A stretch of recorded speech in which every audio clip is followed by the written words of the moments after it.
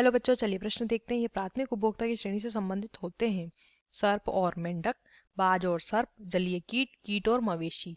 आइए जानते हैं यहाँ पे हमारे प्रश्न की मुख्य अवधारणा। हमारे प्रश्न की मुख्य अवधारणा यहाँ पर संबंधित है, हमें बताना है। यहाँ पे प्रश्न दिया है प्राथमिक उपभोक्ता से। प्राथमिक उपभोक्ता के बारे में हमें प्रश्न दिया है। देखिए, प्राथमिक उपभोक्ता कहाँ कहाँ पर स्थित होता है एक पारिस्थितिक तंत्र के अंदर।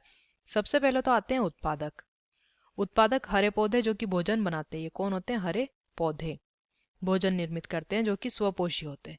उत्पादक से भोजन ग्रहण करने वाले जो जीव होते हैं उन्हें प्राथमिक उपभोक्ता कहा जाता है। प्राथमिक उपभोक्ता कहते हैं इन्हें। और ये प्राणी कैसे होते हैं? शाकाहारी होते हैं, मांस का भक्षण ये नहीं करते। पौधों से जो भोजन प्राप्त होता है वो ये ग्रहण करते हैं। इनके बाद आते हैं द्वितीयक उपभोक्ता। द्वितीयक उपभोक्ता, और ये प्राणी कैसे होते हैं? ये प्राणी होते हैं मांसाहारी। मांसाहारी। और इनके पश्चात कौन आते हैं? इनके पश्चात आते हैं तृतीयक उपभोक्ता।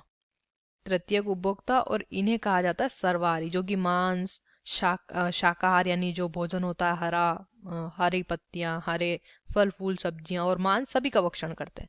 तो उत्पादक में तो हरे पौधे हो गए, और प्राथमिक उपभोक्ता जो होता है उसमें शाकाहारी प्राणी आते हैं, जैसे कि मवेशी हो गए, जैसे कि कुछ शाकाहारी कीट जो कि पेड़ पौधों से अपना भोजन प्राप्त करते हैं, जैसे कि गाय भैंस आदि।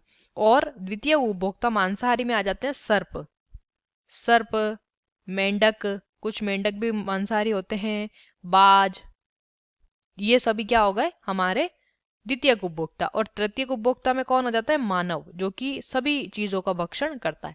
तो पहला दिया सर्प और मेंढक, ये तो द्वितीयक उपभोक्ता है, गलत हो जाएगा। बाज और सर्प भी द्वितीयक उपभोक्ता है। जलीय कीट, देखिए जलीय कीट कैसे होते हैं? मांसाहारी प्रवृत्ति के होते हैं, तो ये भी क्या हो गए? द्वितीयक उपभोक्ता। कीट और मवेशी शाकाहारी होते हैं, प्राथमिक उपभोक्ता कहलाएंगे। तो हमारे प्रश्न का उत्तर हो जाता है विकल्प डी। आशा करते हैं आपको इस प्रश्न का उत्तर समझ आया होगा। धन्यवाद।